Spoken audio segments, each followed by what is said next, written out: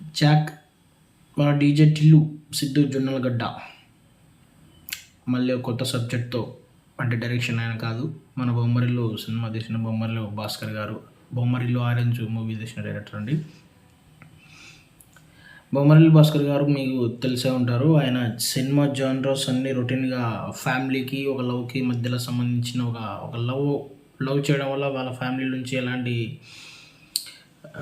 విషయాలు జరుగుతాయో, దాని నుంచి వాళ్ళ లవ్ ఎలా సక్సెస్ చేసుకుంటారో, ఒక ఫ్యామిలీతో పాటు లవ్ని కూడా చూపించుకుంటూ లవ్ ఎంత ఇంపార్టెంట్ అనేది యూత్కి చూపిస్తూనే ఫ్యామిలీ కూడా అంతే ఇంపార్టెంట్ అని ఒక మెసేజ్ తోటి సినిమాలు తీయడం ఆయనకు అలవాటు.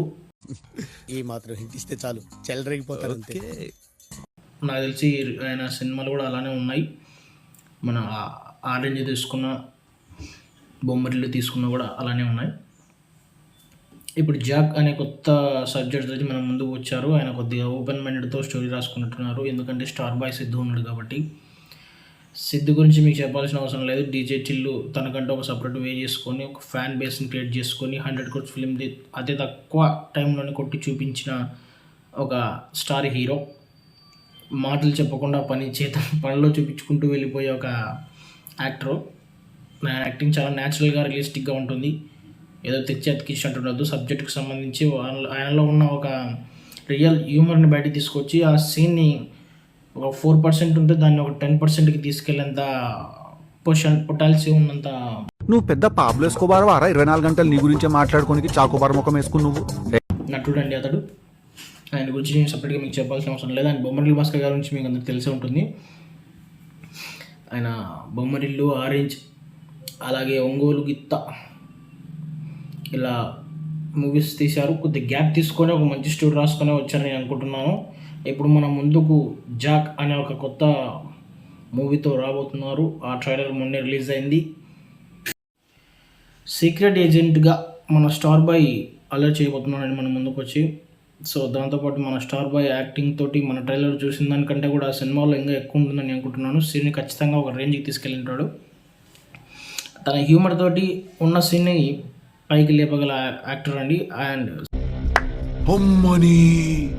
ఈ పుణ్యక్షేత్రానికి ఎందుకు పట్టుకొచ్చినావు నన్ను?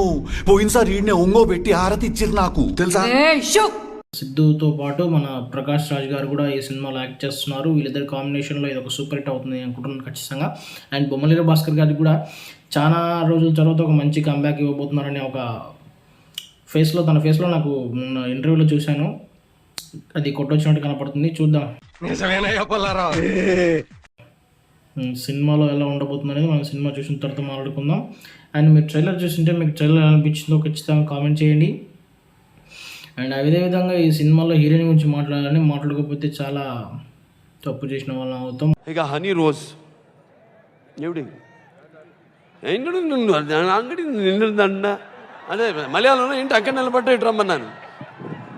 మన బేబీ సినిమాలో ఉన్న వైష్ణవి గారు అండి ఈ ఇందులో ఉన్న హీరోయిన్, జాక్ మూవీలో ఉన్న హీరోయిన్. తన లెగ్ చాలా బాగానే ఉంటుందని ఇండస్ట్రీలో టాక్ ఉంది. సో చూద్దాం. బేబీ చిన్న సినిమాతో వచ్చినా కూడా మంచి కంటెంట్ తోటి యూత్కి ప్లస్ ఆడియన్స్ అలానే జనరల్గా చూసే ప్రజలందరికీ కూడా బాగా నచ్చి మంచి కలెక్షన్లు తీసుకొని వచ్చింది. అండ్ ఒక కట్ట మూవీగా ఉంది. ఈ సినిమాలో కూడా తను మళ్ళీ అదే రిపీట్ అవుతుందని నేను అనుకుంటున్నాను. బొమ్మరిల్లు భాస్కర్ గారు ఏదో హీరోయిన్ మెటీరియల్ వాడకుండా కథకు సంబంధించి కూడా వైష్ణవి గారితో కూడా కొద్దిగా సినిమాను కథ నడిపే ఉంటారు, స్టోరీ నడిపే ఉంటారు నేను అనుకుంటున్నాను. ఐ థింక్ నేను అలానే అనుకుంటున్నాను. చూద్దాం సినిమాలో ఎలా ఉండబోతుందో. సినిమా వచ్చిన తర్వాత సినిమా చూసి ఖచ్చితంగా మీకు రివ్యూ ఇస్తాను. మరిన్ని రివ్యూస్ కోసం నా ఛానల్ సబ్స్క్రైబ్ చేసుకొని నన్ను ఫాలో కొట్టండి. Please support me. బాయ్.